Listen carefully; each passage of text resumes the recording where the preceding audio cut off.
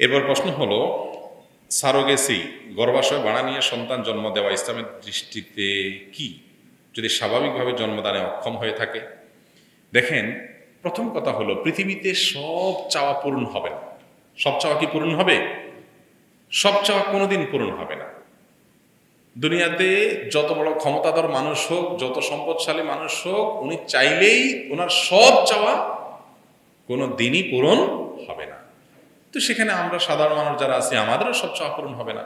আল্লাহ তাআলা অনেককে সন্তান দেন না, সন্তান ধারণ করার ক্ষমতা নাই, সন্তান জন্ম দেওয়ার ক্ষমতা নাই, হতে পারে।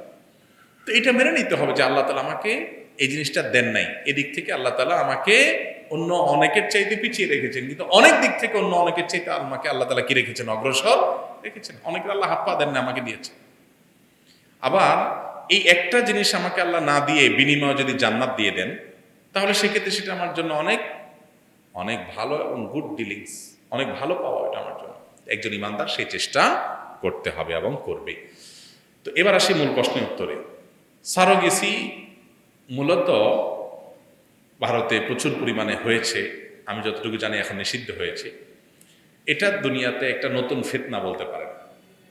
কারণ এখানে আপনার স্বামী স্ত্রীর শুক্রাণু ডিম্বাণু কালেকশন করে সেটাকে কিছুটা একটা স্টেপে টেস্ট টিউবের ইয়েতে রেখে একটা স্টেপ পর্যন্ত সেটাকে ডেভেলপ করে তারপরে সেটাকে অন্য মহিলার গর্ভে রাখা হয়, সেখান থেকে বাচ্চা হয়। অর্থাৎ গর্ভটা ভাড়া করা হয়, গরিব মহিলাকে কিছু টাকা পয়সা দিয়ে তার গর্ভে ধরা হয়।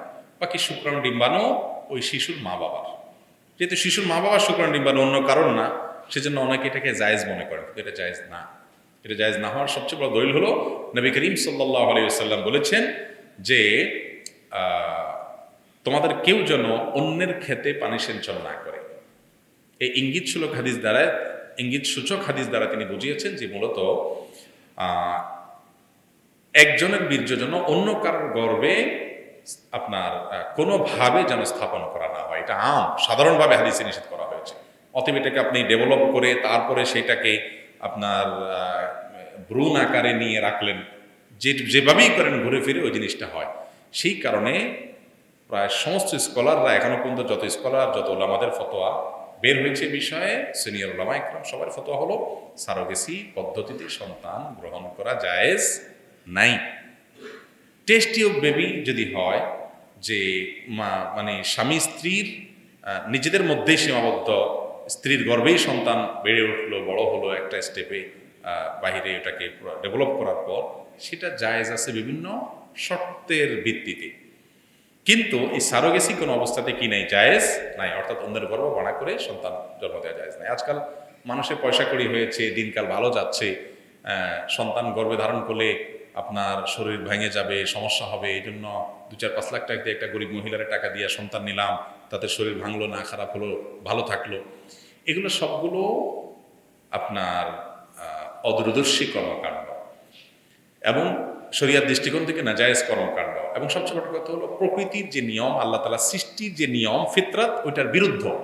এগুলো মানুষের জন্য কখনো কল্যাণ বয়ে আনে না।